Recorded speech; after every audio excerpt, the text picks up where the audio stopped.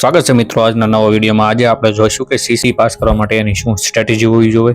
તો આપણે પૂરો આજે રોડ મેપ જોઈશું અને કયા કયા વિષયો પહેલા કરવા જોઈએ, કયા વિષયો પછી કરવા જોઈએ, કેમ કે સમયની મારામારી રહેવાની છે મિત્રો। એટલે હું તમને આ વિડીયોમાં પૂરો ગાઈડલાઈન આપીશ, તો એ રીતે ફોલો કરશો તો તમે વધુમાં વધુ સીસીમાં મેક્સિમમ માર્ક કવર કરી શકશો।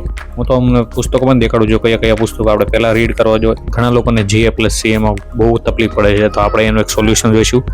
ઓછા દિવસમાં આપણે ઝાઝા માર્ક્સ કવર કરવા અને રિવિઝનનો પણ ટાઈમ રહે એવી રીતના આપણે સ્ટ્રેટેજી બનાવશું। તો ચાલો વિડીયોમાં બનાવી રહીએ। તો મિત્રો આપણે પહેલાં એવા સબ્જેક્ટ લઈશું જે પહેલાં આપણે રોકડા માર્ક અપાવે અને એમાં બહુ ઝાઝી મહેનત પણ ન કરવી પડે।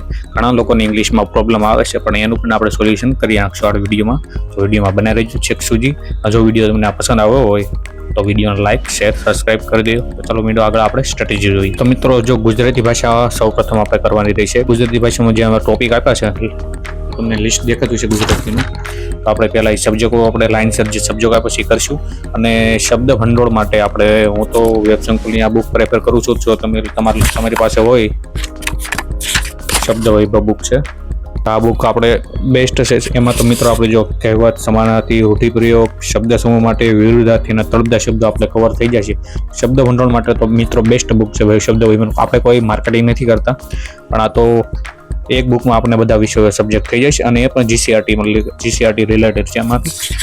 તો મિત્રો આપણે ગુજરાતીનો શબ્દ એમાં કરીશું અને બીજું આપણે સાહિત્યનો આપણે લેક્ચર જોઈ નાખશું। મિત્રો જ્યારે તમારા બધા સબ્જેક્ટ ક્લિયર થઈ જાય, જ્યારે બધા સબ્જેક્ટ પૂરા થઈ જાય ત્યારે રિવિઝન કરવાનું છે મિત્રો। રિવિઝન વગર શક્ય નથી એક્ઝામ ક્રેક કરવી। ગણિત રીઝનિંગ માટે આપણે PYQ સોલ્વ કરવાનું વધુ રાખશું, કેમ કે આપણને એક અંદાજો આવી છે કઈ રીતના એક્ઝામ પૂછે છે।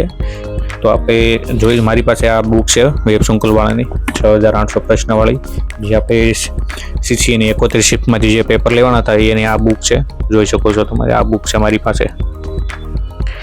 તો આ બુકમાંથી આપણે મેથ, રીઝનિંગ, ગુજરાતી અને ઇંગ્લિશના PYQ સોલ્વ કરવા મળશે। તો આપણે એક અંદાજો આવશે કઈ રીતના પેપર પૂછાય છે, તો આપણે પ્રેક્ટિસ માટે ઇનફ છે। તો મિત્રો આ રીતે CCનો આપણે પહેલા CCના માર્ક 150 છે અને આપણે 120 મિનિટનો સમય મળશે। તો શક્ય નથી કે આપણે બધા 90 માર્કનું આપણે ગણિત રીઝનિંગ પ્રૂવ કરી નાખશું।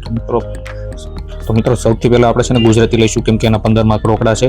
પછી આપણે ઇંગ્લિશ લઈશું, એના પણ 15 માર્ક રોકડા છે। એટલે આને CA+GA આ બે વિષય મિત્રો એવા છે ને જે રોકડિયા માર્ક છે, અને CA+GA માર્કોમાંથી 60 માર્ક તો આમનો થઈ જાય છે મિત્રો। એટલે પહેલાં છે ને આપણે આ વિષયની આપણે રેફરન્સ આપશું પહેલાં। તો મિત્રો પહેલાં આ વિષય આપણે પહેલાં સોલ્વ કરશું તો વધારે માર્ક્સ કવર 60 માર્ક તો આપણે આમાંથી કવર થઈ જશે। પછી આપણે મિત્રો પછી રીઝનિંગ લઈશું, છેલ્લે ગણિત ચાલશું, કેમ કે મિત્રો ટાઈમની બહુ મારામારી રહેવાની છે। એટલે પહેલાં આપણે છે ને રોકડિયા માર્ક્સ આપણા વિષયો છે ને એ પહેલાં પૂરા કરશું। તો પહેલાં ગુજરાતી કરશું, ઇંગ્લિશ કરશું અને GA+CA કરશું।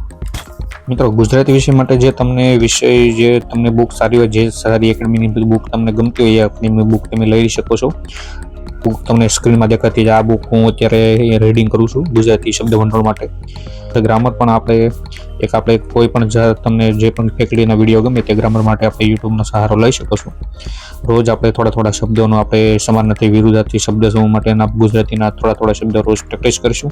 ઇંગ્લિશ માટે પણ મિત્રો આપણે એક સારી એકેડમીના કોઈ પણ એક શિક્ષક પાસે આપણે એનું વિડીયો લેક્ચર જોઈશું અને આપણે રોજ થોડા એન્ટોનિયમ, સિનોનિયમ આપણે થોડા શબ્દો જોતા રહીશું। એટલે રોજ થોડું આપણે ઇંગ્લિશના સિનોનિયમ, એન્ટોનિયમ આપણે ગ્રામરના ટોપિક કવર કરીશું, વોકેબના ટોપિક કવર કરશું તો આપણે ઘણું ખરું કવર થઈ જશે એક્ઝામ માટે। તો મિત્રો કરંટ અફેરમાં આપણે એવું કરીશું, કરંટ અફેરનું જે કરંટ અફેરમાં ટ્રેન્ડિંગમાં હોય કરંટ અફેર છેલ્લા 1 વર્ષનું તો આપણે કરશું, કેમ કે આ CCની એક્ઝામ આપણે મોટા હોય CCની એક્ઝામ છે, તો આપણે કોઈ એમાં રિસ્ક નહીં લઈએ। છેલ્લા 1 વર્ષનું કરશું આપણે। છેલ્લા 1 વર્ષનું કરો તો 8 મહિનાનું આપણે તો ફરજિયાત કરવાનું રહેશે મિત્રો। અને CCમાં જે ટોપિક પૂછાવાનો હોય એનું મિત્રો 60 ડિગ્રી આપણે એનું કરંટ અફેર, એનો વારસો, એનો ઇતિહાસ એ રીતનું આપણે કરતા જઈશું। એટલે મિત્રો કરંટ અફેર સાથે આપણું જનરલ અવેરનેસ કવર થઈ જશે। તો ઘણા મિત્રો એવું છે મોટા જનરલ ચોથા લઈને વાંચવાના છે, તો એમાં ખોટો ટાઈમ બગાડ ન કરવો આપણે। તો આપણે CA+GA કરવાનું છે, એટલે કરંટ અફેરની સાથે આપણે જનરલ નોલેજ, ઇતિહાસ, એમાં જે સંકળાયેલો વારસો બધા ટોપિક આપણે સાથે કરતા જઈશું। એટલે કોઈ પણ કરંટનો વિડીયો કે ટોપિક તમે વાંચો છો તો એને આપણે 60 ડિગ્રીથી કવર કરવાનો કોશિશ કરજો, એટલે તમારું GA+CA કવર થઈ જશે। અને મિત્રો એમાંથી 30 માર્કનું છે, એટલે એમાંથી મેક્સિમમ માર્ક આપણે આવી શકે એમ છે।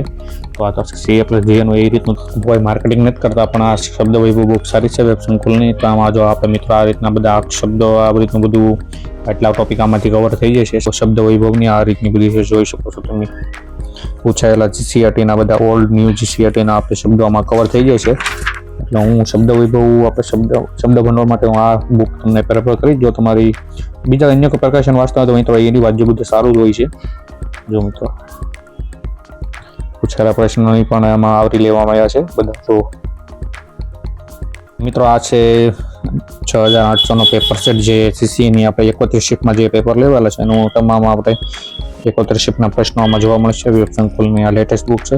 આ બુકની ખાસિયત છે આમાં જે ટોપિક બાય ટોપિક આપને આપ્યા છે. જો મિત્રો આ રીતના ટોપિક આપ્યા છે અને આ બુકનો રિવ્યૂ ખૂબ જ સારો છે. મેં પણ આમાં ઘણા દાખલા અને ઘણા પ્રશ્નો આમાં સોલ્વ કર્યા છે. બુક ખૂબ જ સારી છે. જો આ રીતના ટોપિક બાય ટોપિક આપ્યા છે એટલે અને કોઈ મૂંઝવણ ના થાય વિષયમાં કઈ રીતના કરવા. જો મિત્રો ગુજરાતીના ટોપિક, અંગ્રેજીના ટોપિક બધા પૂછેલા પ્રશ્નોનો. તો મિત્રો સીસીની એક્ઝામ માટે ફાઇનલ સ્ટ્રેટેજી રહે છે. પહેલાં તો તમે સૌથી પહેલાં તમે એક ટાઈમ ટેબલ બનાવો. ટાઈમ ટેબલમાં વિષય પસંદ કરો. પહેલો વિષય મિત્રો ગુજરાતીને આપો, બીજો ઇંગ્લિશને આપો, ત્રીજું કરંટ અફેર પ્લસ જે. આ મિત્રો 60 માર્કનું તમને રોકડિયા માર્ક મળે એમ છે. એટલે પહેલાં આને કરો કેમ કે મિત્રો એક સીસીની એક્ઝામમાં ટાઈમની બહુ મારામારી રહેવાની છે. પછી ગણિત રિઝનિંગ કરો કેમ કે એમાં મિત્રો ટાઈમ બહુ ખાઈ જાય છે ગણિત રિઝનિંગ.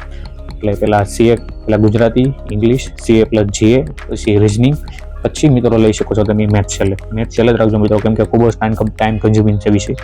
તો મિત્રો આ વિડીયો તમને પસંદ આવ્યો તો વિડીયોને લાઇક કરજો, આપણા મિત્રોને શેર કરજો અને નવા હોય તો ચેનલને સબસ્ક્રાઈબ કરી દેજો. મળીશું મિત્રો આપણે નવા વિડીયો સાથે. અને તમારો કોઈ પણ પ્રશ્ન હોય આ બાબતે સીસીની એક્ઝામ રિલેટેડ તો આપણે કમેન્ટ કરી શકો છો. તો મળીશું આપણે મિત્રો નવા વિડીયો સાથે. જ્યાં સુધી બધાના જય હિન્દ, જય ભારત.